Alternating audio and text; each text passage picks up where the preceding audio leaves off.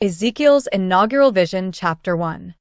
In my 30th year, in the 4th month on the 5th day, while I was among the exiles by the Kebar River, the heavens were opened, and I saw visions of God.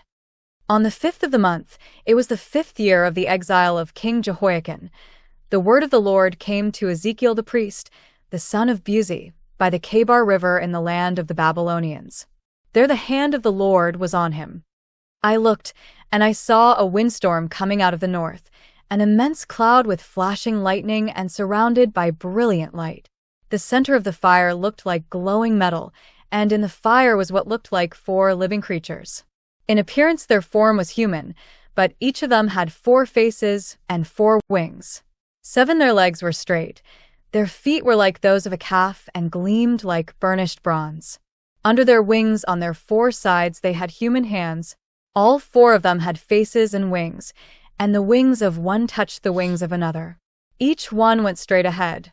They did not turn as they moved. Their faces looked like this.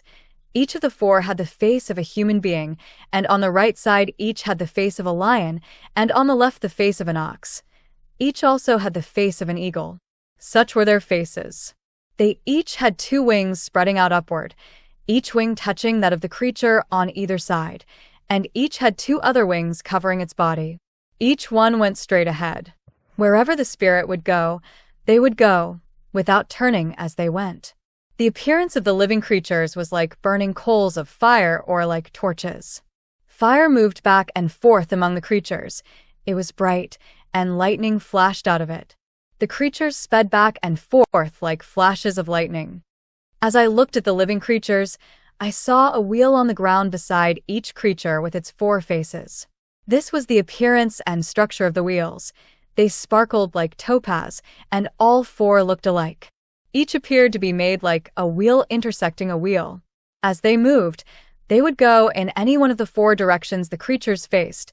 The wheels did not change direction as the creatures went. Their rims were high and awesome, and all 4 rims were full of eyes all around. When the living creatures moved, the wheels beside them moved, and when the living creatures rose from the ground, the wheels also rose. Wherever the spirit would go, they would go, and the wheels would rise along with them, because the spirit of the living creatures was in the wheels. When the creatures moved, they also moved. When the creatures stood still, they also stood still, and when the creatures rose from the ground, the wheels rose along with them, because the spirit of the living creatures was in the wheels.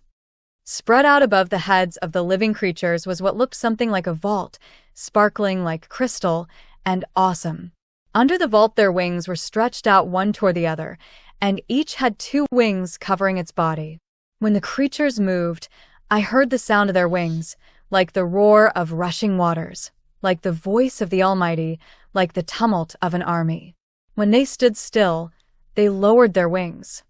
Then there came a voice from above the vault over their heads as they stood with lowered wings. Above the vault over their heads was what looked like a throne of lapis lazuli, and high above on the throne was a figure like that of a man.